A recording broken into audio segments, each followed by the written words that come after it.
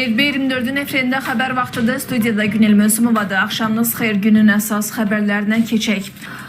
İranın Ukraynaya mümkün raket zərbəsi ilə bağlı yayılan iddialar regionda yeni təhlükəsizlik müzakirələrinə səbəb olub. Hərçənd bu məlumatlar hələlik rəsmi təsdiqini tapmayıb. Ekspertlər hesab edirlər ki, belə bir senari təkcə hərbi deyil, həm də beynəlxalq hüquq və regional təhlükəsizlik baxımından ciddi nəticələr doğura bilər. İranın Ukraynaya mümkün zərbəsi üçün üçüncü ölkələrin hava məkanından istifadə zərurəti isə Azərbaycan və Türkiyənin bu prosesdə hansı mövqeni tutacağı sualını da gündəmə gətirir. Ukrayna Telegram kanallarında İranın yaxın günlərdə Ukraynaya ballistik raket zərbəsi endirə biləcəyi barədə yayılan məlumatlar hələlik rəsmi təsdiqini tapmayıb. Buna baxmayaraq məsələ regionda mümkün eskalasiya risklərini yenidən gündəmə gətirib. Hərbi təhlillərə görə İranın belə bir addım atması texniki baxımdan mümkün olsa da, raketlərin uçuş marşrutu üçün üçüncü ölkələrin hava məkanından istifadə zərurəti bu senarini həm hüquqi, həm də siyasi baxımdan son dərəcə mürəkkəbləşdirir. Beynəlxalq hüquqa əsasən hər hansı dövlətin hava məkanından icazəsiz istifadə həmin ölkənin suverenliyinin pozulması kimi qiymətləndirilə və buna qarşı müdaxilə hüququ yarada bilər. Her ülkenin hava sahası aynı zamanda onun münhasır alanına girmektedir. Böyle bir durumda İran, Türkiye ve Azerbaycan'dan izin almadan Ukrayna'ya bir füze saldırısı gerçekleştirir ve bunu da Türkiye ve Azerbaycan hava savunma sistemleri tespit ederse kuvvetle muhtemeldir ki vuracaktır.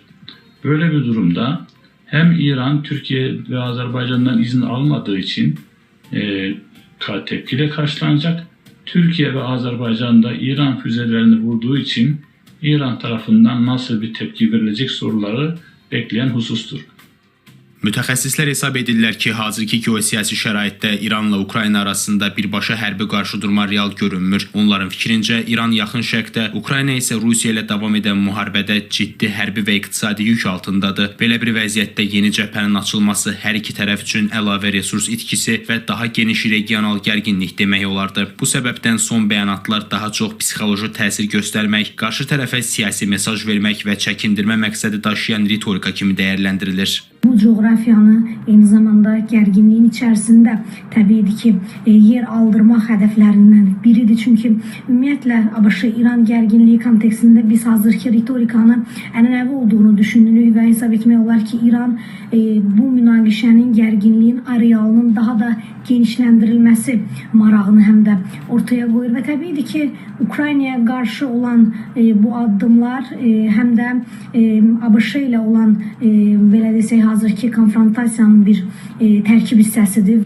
Analitiklər diqqətə çatdırırlar ki, İranın Ukraynaya mümkün raket zərbəsi qonşu ölkələrin hava məkanından keçmədən həyata keçirilə bilməz. Bu isə Azərbaycan və Türkiyə kimi dövlətlərin suveren hava məkanının toxunulmazlığı, beynəlxalq hüququn tələbləri və mümkün diplomatik hərbi reaksiyalar kimi mühüm məsələləri gündəmə gətirir. Belə bir addım regionda daha geniş qarşıdurmaya yol aça biləcəyindən tərəflərin bu riskləri nəzərə alması ehtimalı yüksəkdir.